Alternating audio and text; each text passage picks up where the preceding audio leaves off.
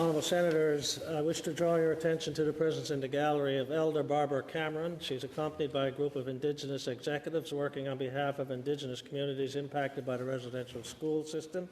They're the guests of the Honourable Senator Francis. On behalf of all Senators, welcome to the Senate of Canada.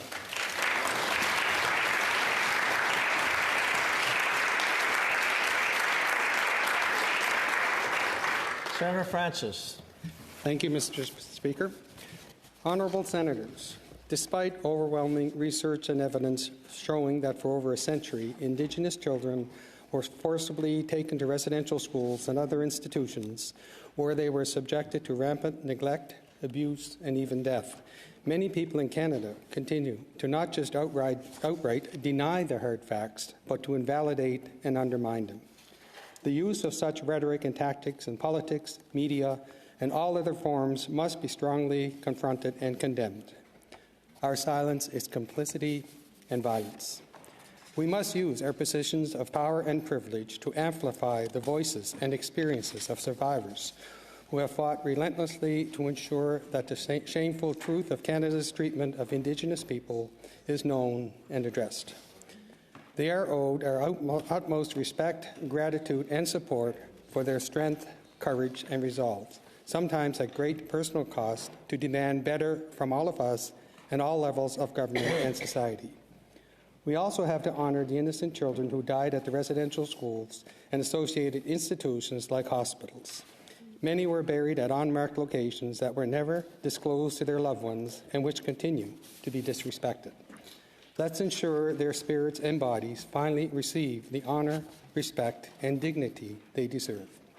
Colleagues, Indigenous people must lead the important and sacred work of uncovering, documenting, and sharing the truth of the genocide inflicted on us, as well as in the search, recovery, identification, protection, and commemoration of our missing children. Parliamentarians and others must empower them in doing so. This work conducted by, with, and on behalf of survivors in the pursuit of justice, truth, healing, and reconciliation, often without the necessary funding, resources, or even authority, is critical to addressing the wrongs of the past and present and moving Canada towards a better future for all.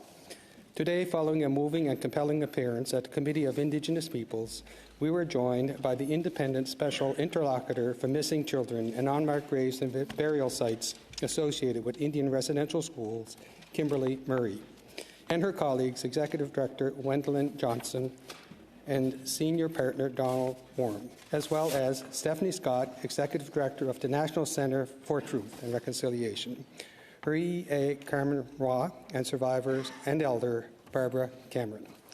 I am endlessly grateful and inspired by them and all those who engage in this difficult, challenging, and often painful journey to assist survivors and their families, communities, and governments, and Canada as a whole. I pray the Creator continues to guide and protect them and urge leaders inside and outside the chamber to listen, believe, and support them today and every day. Thank you. Malawan. Merci.